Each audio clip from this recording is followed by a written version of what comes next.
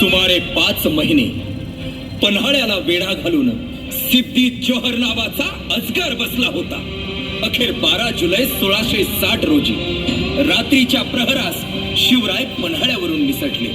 राज, लाख मेलं तरी चालतील, पण लाखांचा पोशिंदा जगलाच पाहिजे असं म्हणून बाजी प्रभू कडाडले.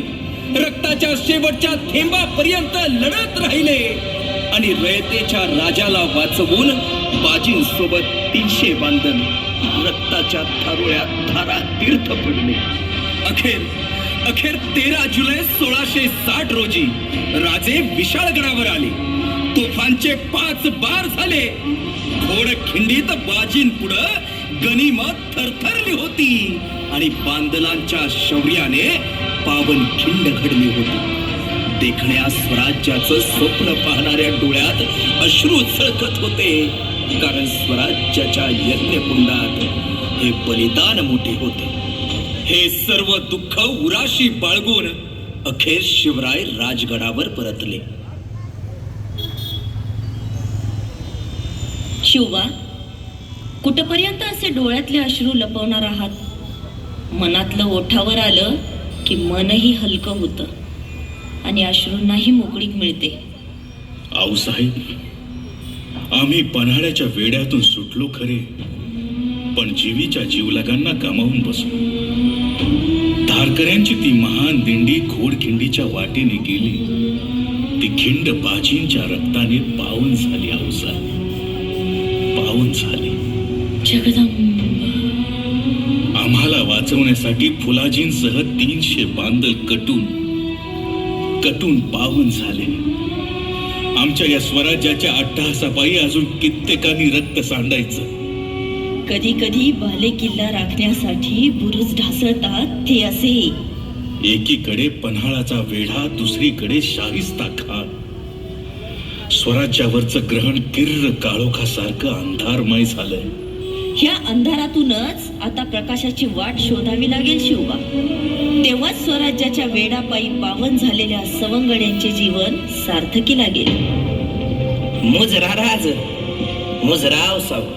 या बहिरजी, तुमचं राजगडावर येणं म्हणजे नक्कीच खानाच्या गोटातून काहीतरी खबरबात आणली असणार. परीस कुटक्याला त्यानं. काय ते सविस्तर बोला बहिर्जी. त्या शास्ता खानाचे सरदार पुण्याच्या बाजूच्या सपाटीला लई गोंधळ घालतात. धनी नामदार खान म्हणून आहे कुणी.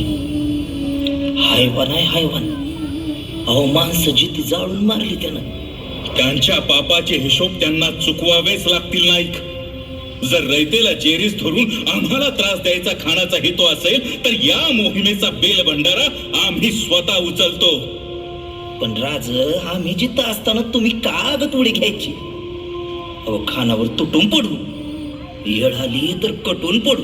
नाईक, तुमच्या मनाची घालमेल आम्ही समजू शकतो, पण रयतेवर झालेला वार जर आम्ही आमच्या नितड्या छातीवर नाही झेलू शकलो तर काय कामाचं हे राजेपण? राज, आता किंतु परंतु बिलकुल नाही. नाईक, तातडीने पुण्याला रवाना व्हा. खानाच्या गोटातील सबंध माहिती घेऊन या. त्याच्या बारीक सारीक हालचालीवर लक्ष राहू द्या. एकीकडे इदलशाही, एकीकडे मुघलशाही. स्वराज्य असं कचाट्यात सापडलंय. आता आम्ही सांगतो तसे करा. जी. सरदार पिलाजी सनस, सरदार सुर्वे, सरदार शिळीमकर, सरदार कोंढाळकर यांना हाताशी धरा. जी. स्वराज्याकडे वाकड्या नजरेने पाहणाऱ्या कोणत्याही सैतानाची फतेह होऊ द्यायची नाही. मग तो आलमगीराचा मामा का असेना. नाईक, जी धनी. आता आपली भेट होईल ती थेट. तुम्ही आणाल त्या माहितीप्रमाणे या मोहिमेची आखणी करायला. होय जी. या आता तुम्ही. येतो आऊसाहेब, येतो राज.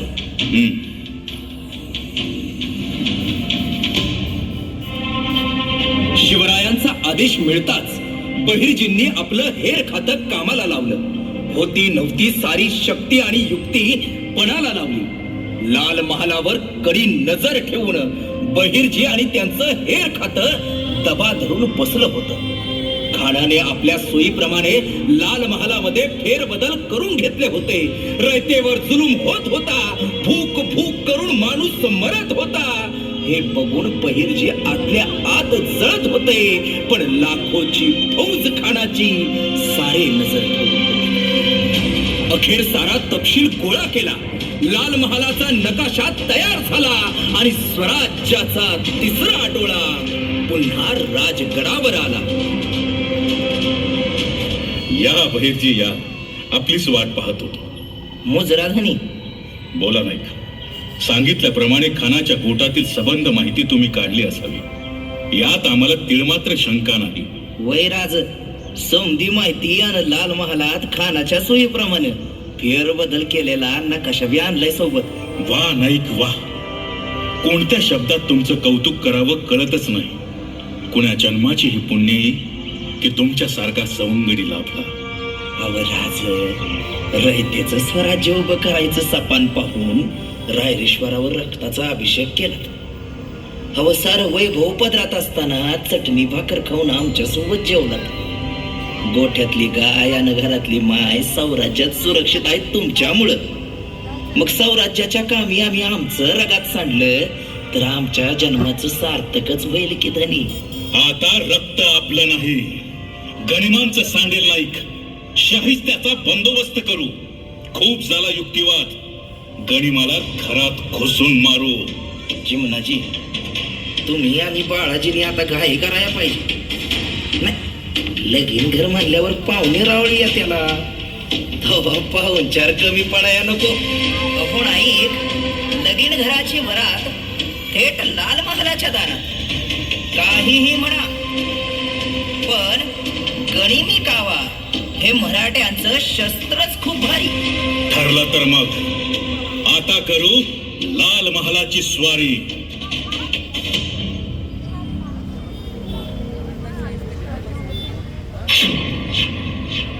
नामदार खान जी हुजूर, पिछले 2.5 साल से हम इस लाल महल पर कब्जा कर बैठे हैं, फिर भी आज तक ना वो सिवा हाथ आया ना उसके मुट्ठी पर मरहट्टे. गुस्ताखी माफ हो हुजूर, लेकिन हमारी लाखों की फौज के सामने क्या कर लेंगे ये मुट्ठी भर मराठे. भूलो मत, शिवा का एक सिपाही 1 लाख के बराबर है. अब तो हमें इन लाल महल की दीवारों से भी डर लगता है. न जाने कहां से सिवा जाए. या अल्लाह, डरिए मत हुजूर, डरिए मत. हवा है हवा. हमें लगा सिवा है.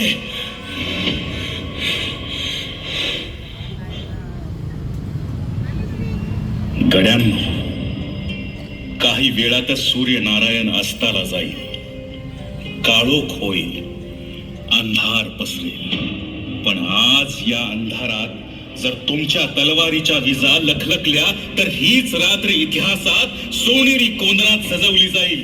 या रात्रीचं घुंगड पांघरूनच आपल्याला स्वराज्यावर पसरलेला हा आग्यामोह जाळून टाकायचा आहे. माझ्या जीवीच्या जीवलगांना, आपल्या मराठी मातीच्या किंकाऱ्या तुम्हाला ऐकू येत आहेत? नीट कान देऊन ऐका.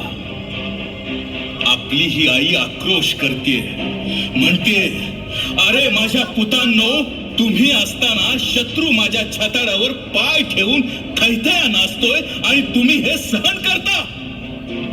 नाही, आज जगाला ही दाखवून द्यायची वेळ आलेली आहे की आमची सहन करण्याची मर्यादा आता संपली.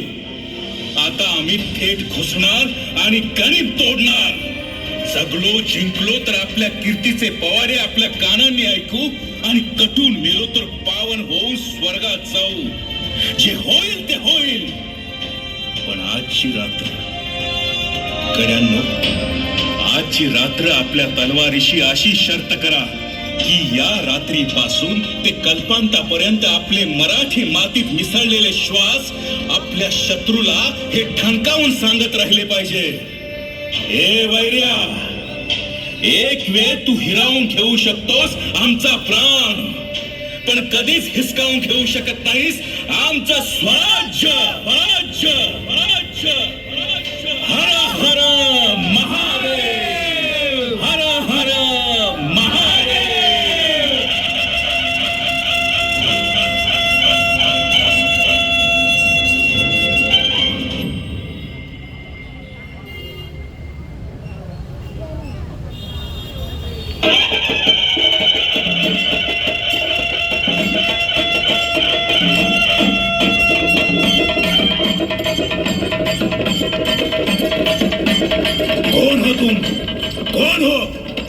शिवाजी शहाजी भोसले. शिवा या अल्लाह.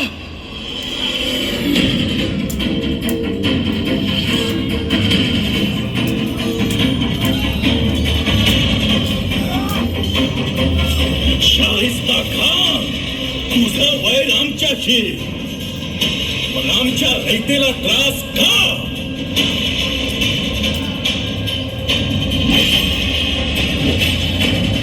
हे स्वराज्य रयतेचं, आमचं. इथं वैर्याला थारा नाही.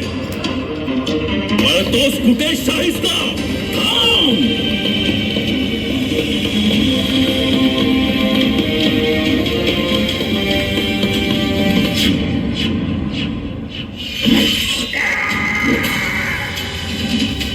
मारला.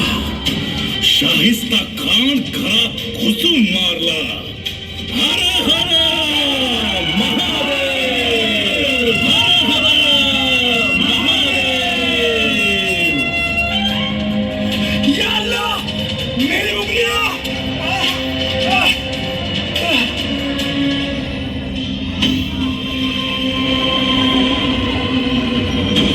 घडला लाल महालातील थरार. शाहिस्ते खानाचा मुलगा झाला ठार आणि शाहिस्ता पळाला हद्दपार. प्राणांवर आले ते बोटांवर निभावले. शाहिस्त्याने कधीच वळवली नाहीत पुन्हा महाराष्ट्राकडे पावले. मोहिमेतील मावळे जीवाची बाजी लावून लढले आणि सवंगड्यांना सोबत घेऊन राजांनी हिंदवी स्वराज्य घडवले. महिलांवर जुलूम जबरदस्ती होत होते, अन्याय अत्याचार. आया बहिणींवर हात उचलणाऱ्यावर शिवरायांनी केले वार. मागे सर्जिकल स्ट्राईक, आता ऑपरेशन सिंदूर. मातृभूमीच्या रक्षणासाठी लढतात सारे शूर. हिंदवी स्वराज्याचं गनिमी कावा हेच शस्त्र होतं. आजही मातृभूमीच्या रक्षणासाठी तेच अंमलात येतं.